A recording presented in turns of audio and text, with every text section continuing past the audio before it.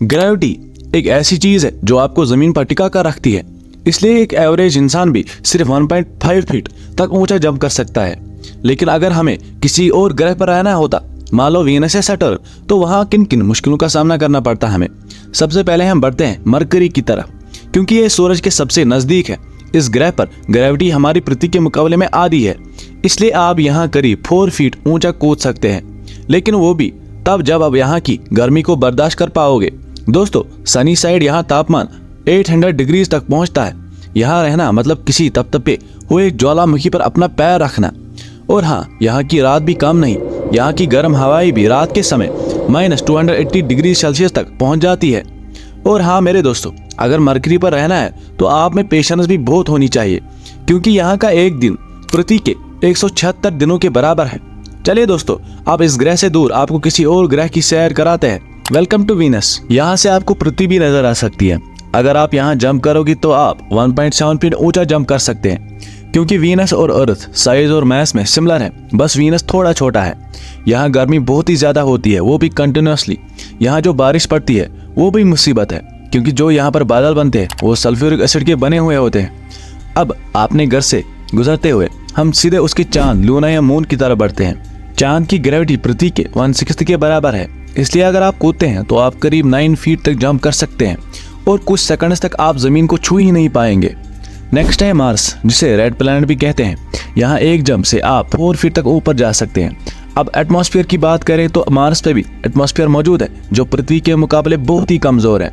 यहाँ अगर आपने एक दिन शाम तक निकाल लिया तो आपको एक ब्लू सनसेट देखने का मौका मिलेगा, और आप शायद एक विशाल पहाड़ भी देख पाओगे, जिसे ओलंपस मॉन्स कहते हैं। सोलर सिस्टम का सबसे ऊंचा पहाड़, जो माउंट एवरेस्ट से भी लगभग 3 गुना ऊंचा है। और बाय द वे, ये भी एक ज्वालामुखी है।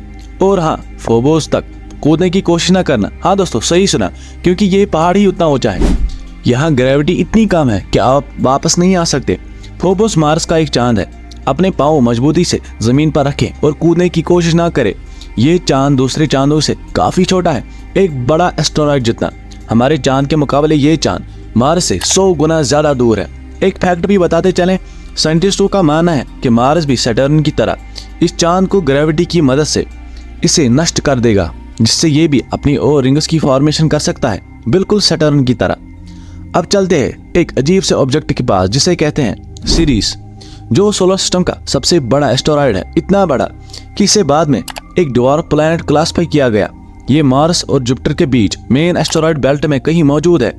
अगर आप यहाँ से जंप करने की कोशिश करें तो आप करीब 52 फीट तक ऊंचा जाएंगे और फिर धीरे धीरे वापस गिर जाएंगे। सीरीज इतना बड़ा है कि ये एस्टेरॉयड बेल्ट के पूरे मास का तीसरा हिस्सा है। चले आगे बढ़ते हैं अगले स्टॉप पर, जुपिटर। ये एक गैस जायंट है जिसकी कोई सॉलिड सरफेस ही नहीं है, इसलिए यहाँ कूदना बेकार है। लेकिन अगर जरूरत हो तो आप सिर्फ करीब 6 इंचेस तक ऊंचा कूद सकते हैं। जुपिटर पृथ्वी से 10 गुना बड़ा और 300 गुना ज्यादा भारी है, इसलिए इसकी ग्रेविटी भी बहुत ज्यादा है। जुपिटर की सरफेस पर एक तूफान भी मौजूद है जो कई सदियों से चल रहा है, जिसे द ग्रेट रेड स्पॉट से जाना जाता है। हालांकि वो वक्त के साथ आकार में छोटा होता जा रहा है, लेकिन अभी के लिए इस तूफान में हमारी पूरी पृथ्वी समा सकती है। हमारा अगला स्टॉप है दोस्तों गैनीमेड, जो जुपिटर का सबसे बड़ा चांद है। ये सॉलिड है, इसलिए आप आसानी से यहाँ कूद सकते हैं, और वो भी 10 फीट तक। ये चांद तो मरकरी से भी ज्यादा बड़ा है, लेकिन इसका मास काफी कम है, जिससे ग्रेविटी पर असर पड़ता है। गैनीमेड मोटी बर्फ से ढका हुआ है। अगले स्टेशन की तरफ बढ़ते हैं, सैटर्न, सोलर सिस्टम का दूसरा गैस जायंट। ये जुपिटर से थोड़ा ही छोटा है। इसमें हमारे 9 चांद आसानी से समा सकते हैं, लेकिन बारीक कम है। अगर इसके पास कोई सरफेस होती कूदने के लिए तो आप करीब 1.4 फीट तक ऊंचा कूद सकते थे, लगभग हमारे ग्रह पर जितना ऊंचा। सैटर्न अपनी रिंग्स की वजह से जाना जाता है, जो स्पेस में डस्ट और आइस की वजह से बनी है। सैटर्न अपनी एक्सिस पर इतना तेज स्पिन करता है कि इसकी शेप ऑलमोस्ट ऑब्लॉन्ग हुई है। इसके पास 62 मून से सिर्फ 5 कम जुपिटर से। चले अब इसके किसी एक चांद को एक्सप्लोर करते हैं और आगे बढ़ते हैं। यहाँ हम हैं सैटर्न के सबसे बड़े चांद टाइटन पर। यहाँ से कूदना आपको करीब 11 फीट तक ऊंचा ले जाएगा। इस चांद का एटमॉस्फेयर सबसे खास है। ये भारी है और ज्यादातर नाइट्रोजन से बनी हुई है, जिससे सरफेस धुंधला नजर आता है। ये लगभग पूरी तरह बर्फ से बना हुआ है, लेकिन इसके नीचे चट्टानें हैं। कहा जाता है कि इसके कोर के पास पानी भी मौजूद है।